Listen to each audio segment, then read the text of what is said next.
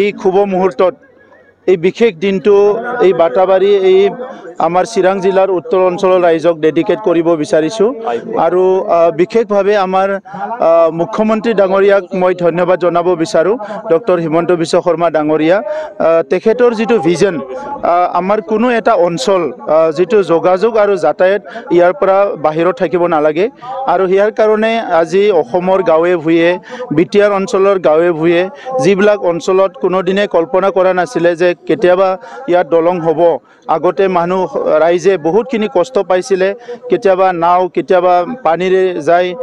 মানুহবিলাকে এই নদীটো ক্ৰছ কৰিব লগা হৈছিলে বহুত হয়তো জীৱনো যাব লগা হৈছে আজি সেই পৰিৱেশটো সম্পূৰ্ণ সলনি হৈ গ'ল আৰু আজিৰ পৰা এই উত্তৰ অঞ্চলৰ ৰাইজে এই আইপুৱালি দলঙৰ দ্বাৰা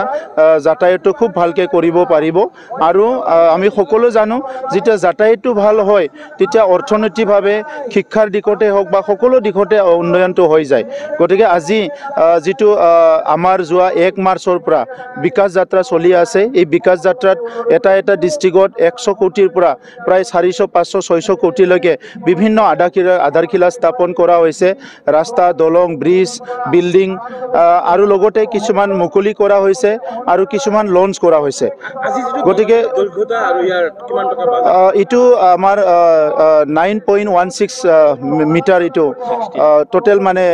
আমাৰ কিবা 1 কিলোমিটাৰ অলপ কম আৰু প্ৰায় 1 কিলোমিটাৰে আৰু 69 crore ইয়াত খৰচ কৰা হৈছে নিশ্চিত ফাণ্ডৰ পৰা গতিকে এই দলংটো বহুত বেছি টাইম নালাগিলে সময়তে এইটো নিৰ্মাণ কৰা হ'ল আমি 1 বছৰ আগৰ পৰাই খুব ইয়াত তদাৰক কৰি আছিলোঁ যে এইটো যাতে টাইমত দিব পাৰে কণ্ট্ৰেক্টৰে জানুৱাৰী মাহত দিয়াৰ কথা কৈছিলে কিন্তু এতিয়া মাৰ্চ মাহত আমি দলংখন পালোঁ আৰু বহুত ভাল লাগিছে মই এই অঞ্চলৰ ৰাইজক আজি এই ব্ৰিজটো পোৱাৰ কাৰণে তেখেতসকলক মই অভিনন্দন জনাইছোঁ ইয়াৰ কাৰণেও ইতিমধ্যে প্ৰপ'জেলটো হৈ গ'ল আসাম মালাত এইটো হৈ যাব আৰু তেনেকুৱা উত্তৰ অঞ্চলটো সংযোজন কৰা যিমান মেজৰ ৰোড আছিলে সব ৰোডৰ ছাৰ্ভে হৈ গ'ল আৰু কিছুমান চেংচন হৈ গ'ল আৰু সব অন প্ৰচেছ সবখিনি আছে এতিয়া আপোনালোকৰ নিৰ্বাচনত থাকিব ডেভেলপমেণ্ট উন্নয়নৰ কথা বতৰা কাৰণ আপোনাৰ হাতে কামে দেখুৱাইছে হাগ্ৰামাই গালি পাৰি আছে চাওক অকল উন্নয়ন নহয় হাগ্ৰামাই গালিব পাৰিব পৰা একো যুক্তি নাই কাৰণ তেখেতৰ 17 বছৰত ৰাস্তা দলংটোতো বাদ দিয়ক মানুহ ইমান অশান্তিত আছিলে কোনো এটা জাতি জনগোষ্ঠী ধৰ্ম কোনো বাসিন্দাই বিটিআৰ অঞ্চলত শান্তিত নাছিলে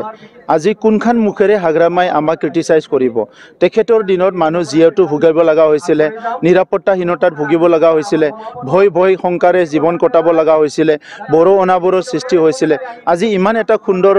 এটা পৰিৱেশ আহিল এই পৰিৱেশত যদি হাগ্ৰামা মহিলাৰী ডাঙৰীয়াই আমাকহে যদি গালি পাৰিছে ইয়াতকৈ আৰু ভাল চিন্তা কি থাকিব তেখেতৰ কোকৰাঝাৰ লোকসভা সমষ্টি কালি নৱসৰণীয়ে কৈছে 100% বিজয় নিশ্চিত এই ক্ষেত্ৰত আপোনাৰ কি ক'ব পাৰে কেণ্ডিডেট যিজন 5000 ভোট পাই সিও কয় 100% বুলি কেনে আগৰ পৰিৱেশ নাই এতিয়া সব পৰিৱেশ সলনি হৈ গৈছে এতিয়া দেখিবলৈ পাব যে ইয়াত এনডিএৰ বিকল্প একো নাই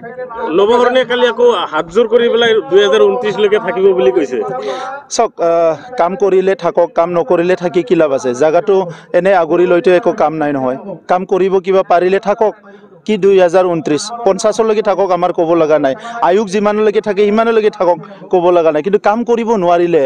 ভাৰতৰ সংসদত গৈ পেলাই যদি একো কাম কৰিব নোৱাৰে এই জায়গাটো আগৰি থৈ লাভ নাই নহয় ইয়াত বহুত কথা ক'ব লগা আছে বহুত সমস্যা আছে সমাধান কৰিব লাগে আজি আমাৰ চৰকাৰ আছে বুলিহে তেখেতসকলৰ নেতৃত্বৰ সময়ত কি কৰিছিলে না হাগ্ৰামা মহিলাৰীয়ে কিবা কৰিছিলে না তেখেতসকলে কিবা কৰিছিলে 2020ৰ আগত ইমান অশান্তিৰ পৰিৱেশ আছিলে আজি সেই মানুহবিলাকে কোনটো মুখেৰে ৰাজনীতি কৰিবলৈ আহে মইতো আচৰিত পাওঁ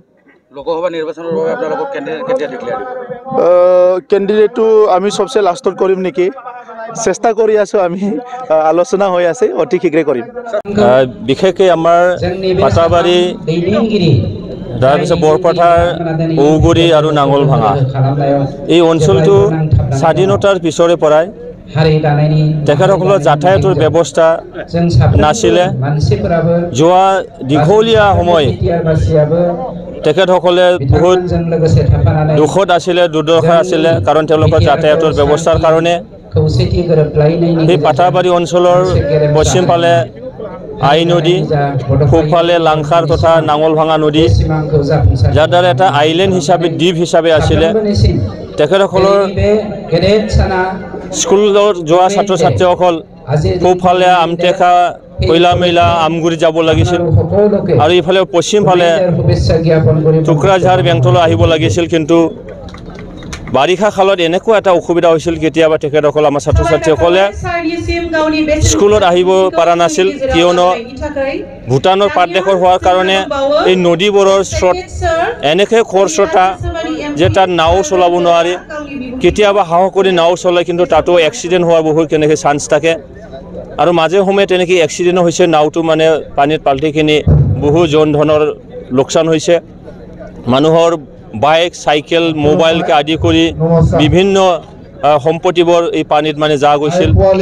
তেনেকুৱা এটা দীৰ্ঘ সময়ৰ এটা সমস্যা যিটো আশা সেই আশাটো আজিৰ তাৰিখত পূৰ্ণ হ'ল আমাৰ আই পোৱালিত যে মানে আই নদীৰ ওপৰত নিৰ্মাণ কৰা এখন 916 মিটাৰ এটা দীৰ্ঘৰ মানে 69 কোটি টকা নিশ্চিত ফাণ্ডৰ দ্বাৰা এইটো নিৰ্মাণ কৰা হ'ল আজি আমাৰ প্ৰমোদ বড়ো ডাঙৰীয়া আমাৰ এমপি ৰাজ্যসভাৰ এমপি থকা ৰেণুকা নাৰ্জাৰী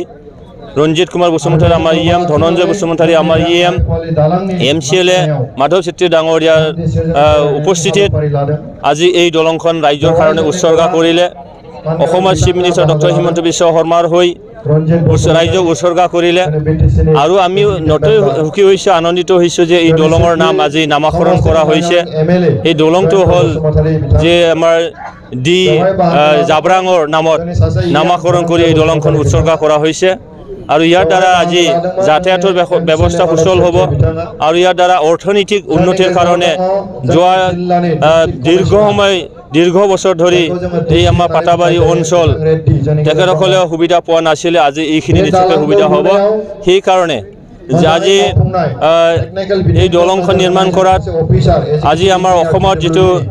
গোটেই অসমতে বিকাশৰ এটা যাত্ৰা চলি আছে সেই যাত্ৰাত এই দলংখন এটা অংশ হ'ল সেইকাৰণে আজি এই দলঙৰ দ্বাৰা আমাৰ